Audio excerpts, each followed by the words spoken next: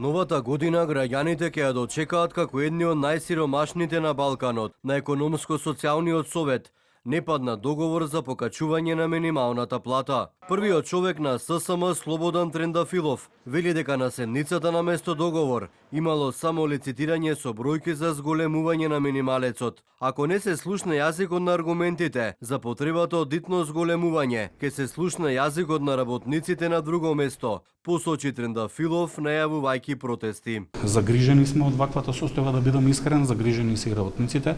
Нова година ќе ја дочекаат како најсиромашни на Балканот и најсиромашни во Европа. Ако тоа е честитката која сакаат да упатат од денешната седница сите учесници на седницата на Економско-социјалниот совет, тогаш ќе бидеме принудени и ние да честитаме нова година на друг начин. Тоа што е загрижувачки е што 1500 денари, ако од денеска зборуваме дека ќе се случат во месец март, тоа е нешто што мислам дека е под сите очекувања на работниците. Простор за оптимизам нема, дополни првиот синдикалец. Годинава имаше над 13% повеќе средства за зголемување на платите, а тие се покачија помеѓу 5 и 7%. Премиерот Мицкоски пак кажа дека зголемувањето на платите не се постигнува со административни одлуки донесени преку ноќ, туку со силна и продуктивна економија. Министерот Дурмиши со сличен став. Секој интервентно зголемување без продуктивност ќе создаде ризик, особено врз малите предпријатија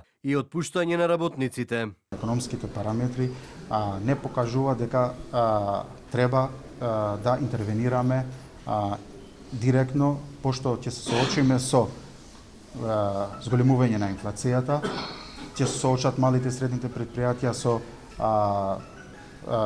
економски, финансиски проблеми, каде што ќе бидат наведени да ги напуштат од работните места вработените. За Бизнис конфедерацијата има шанси за преговори заклучно март, кога е законското согласување, но енормното зголемување на минималецот е невозможно. Профитабилноста на македонските компании се движи помеѓу 2 и 5%.